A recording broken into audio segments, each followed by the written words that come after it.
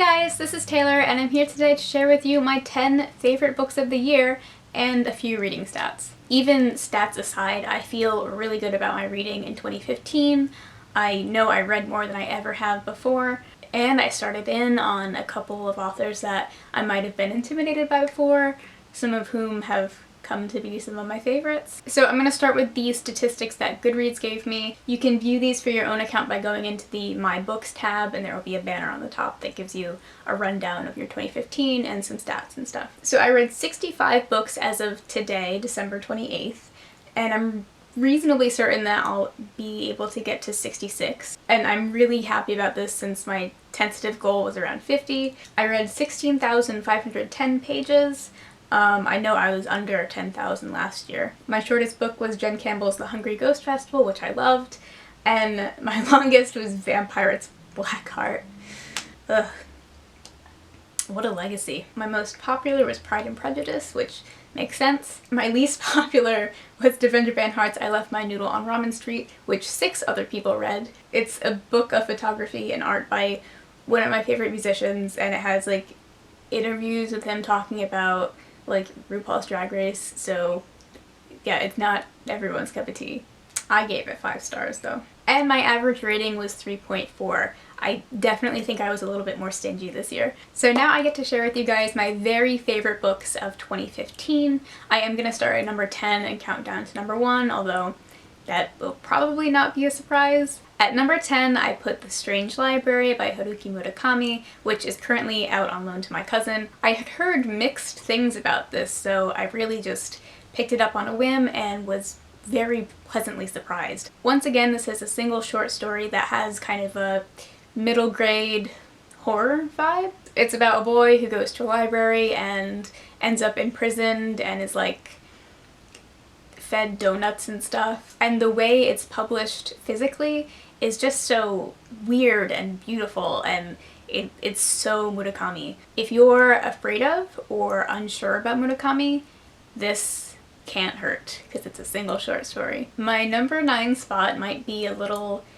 out of left field and have a limited audience on this channel, but I have to be true to myself. This is Warriors of Legend, Reflections of Japan in Sailor Moon by Jay Novik and Sushil K. Rudranath. Yeah, I did not think much about this book when I first picked it up. I just thought it might be fun. It's one of the very few non-fiction books on Sailor Moon, and it completely caught me off guard. This looks at the real-world culture of Japan and the ways that it is reflected, sometimes unexpectedly, in Sailor Moon. For example, it looks at the real neighborhoods in Tokyo where some of these characters live and how you can see the ethics and attitudes of those different neighborhoods reflected in the characters. There was also a chapter on religious iconography that totally blew me away and gave so much context to parts of Sailor Moon. Yeah, I'm gonna stop talking about this now, but I loved it.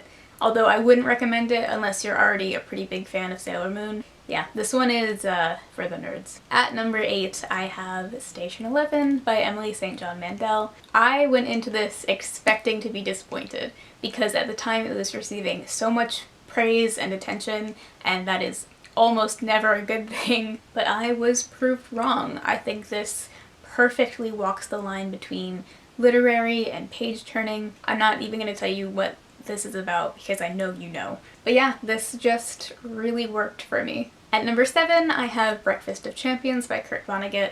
I don't want to talk too much about this because it'll be in my December wrap-up, but Vonnegut is so my favorite author, and this did not disappoint in any way, shape, or form. It's been a really long time since I had read new fiction by him, and I don't know why, because I thoroughly enjoyed this. Number 6 is something that I'm really gonna have to use my muscles to pick up. This is Dante's Divine Comedy. I hope you are in frame. Okay, this is gonna go away now. This is an epic poem that was written in the 1300s and was one of the most major works of Renaissance literature. So here's what I did with the Divine Comedy, and I can really recommend this method. Starting on January 1st of 2015, I just read a canto every night before bed. And it took about 10 minutes a night, and I finished around mid-March. It was a really efficient way to read such a big, daunting, important piece of literature, and it was really enjoyable getting into that little ritual before bed. But yeah, this was stunning. I don't know how much more commentary I can contribute to one of the world's greatest works of literature, but I thoroughly enjoyed it. And you have to read an edition with the Gustave Doré illustrations.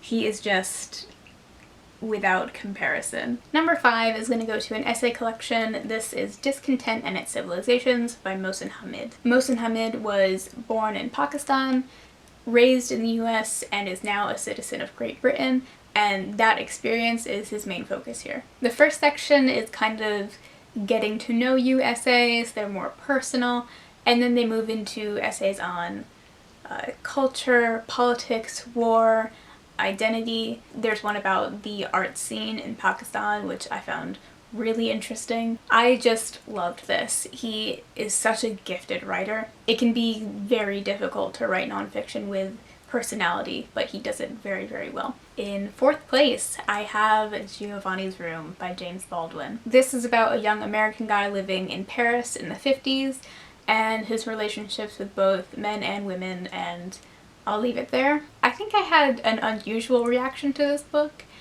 The thing that I hear most often about it is, you know, it's gorgeous, it's beautiful, and it completely is, but this book haunts me to my core. When I think of this book, I experience a sense of dread, and I think that is nothing but a testament to the power and the ability of James Baldwin's writing. This one will stay with me for a long time.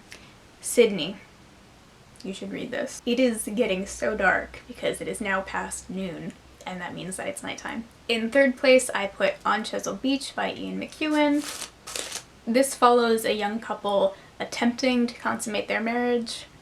That is basically it. But the narrative of this book covers things that I have never seen addressed in fiction, and I really, really want to make an entire video about this book. I just have to actually do it. So for sheer importance is why I love this one so much. My number 2 spot goes to The Handmaid's Tale by Margaret Atwood. I don't know what to say about this that hasn't been said better by others. From the first page, I could immediately tell that Atwood is one of the most gifted writers in recent history. There's this thing she does where you're kind of pacified by the beautiful language, and simultaneously she's unfurling this corrupt, unsettling story that just gets right under your skin. In terms of the big classic dystopians, this one is my favorite. My number 1 spot will not be a surprise if you've been with me for the past couple months.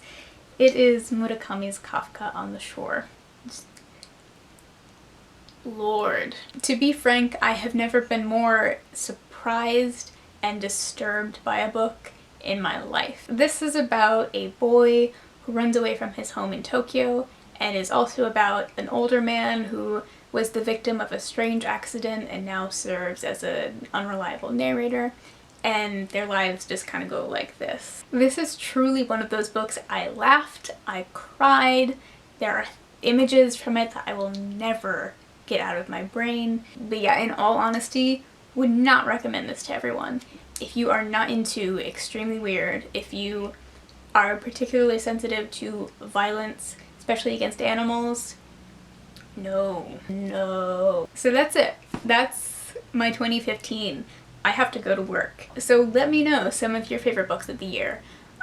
Or don't if you're making your own video and it's a surprise. I hope you have a great day, and I will see you soon. Bye.